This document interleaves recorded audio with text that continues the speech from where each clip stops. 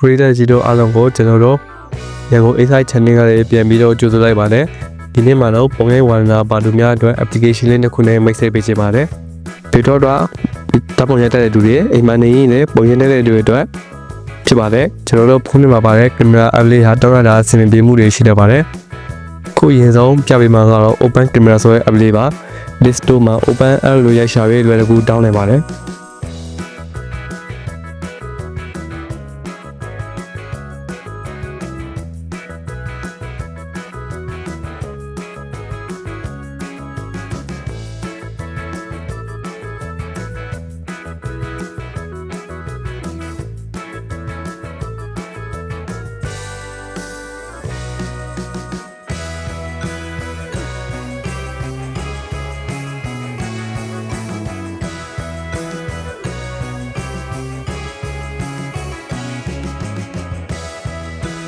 လူရှိရှိနဲ့တောင်းရတာမျိုးကိုပြီးအလင်းမောင်အနီးကွေးချိန်စားမှုတွေ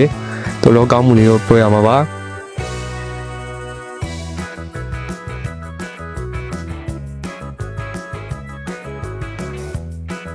အကောင်းဆုံးအပိုင်းကတော့setting တွေအများကြီးပါရှိမှာဖြစ်ပြီးတော့အကောင်းဆုံးပိုင်းကတော့ setting တွေအများကြီးပါရှိမှာဖြစ်တဲ့အတွက်ကြိုက်တယ်လို့ချိန်စားရပါတယ်ဒီ app လေးကပုံမြဲတဲ့သူတွေအတွက်အဆင်ပြေနေနိုင်ပါတယ်ဒီ app လေးက Android မှာပဲတုံးလို့ရပါတယ်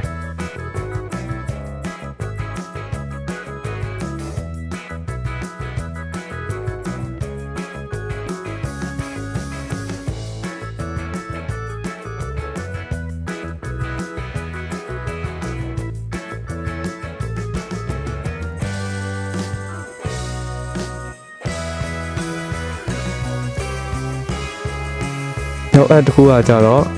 Famous Pro ဆိုတဲ့ application လေးပါဒါကတော့ Android မှာရော iOS မှာပါအသုံးပြုရမှာဖြစ်ပါတယ် Professional photographer တွေကတော့အတိအမဲ့ပြုထားတဲ့ app လေးဖြစ်ပါတယ်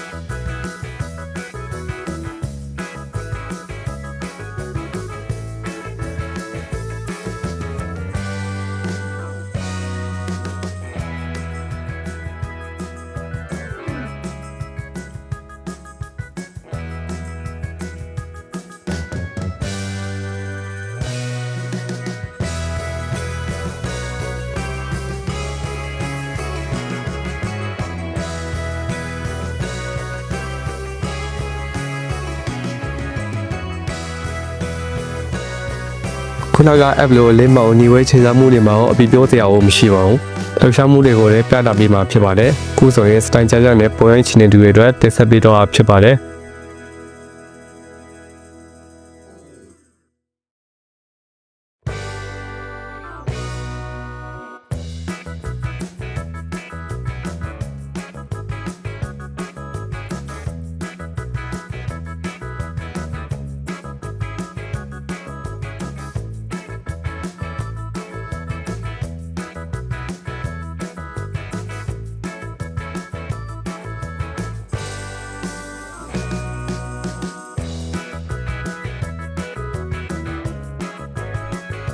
ဟုတ်ကဲ့ပါဒီနေ့ကြောင်းရည်လေးကဒီလောက်ပါပဲဆုံးဖြတ်ကြည့်ရှုအားပေးကြတဲ့အတွက်ကျေးဇူးတင်ပါတယ်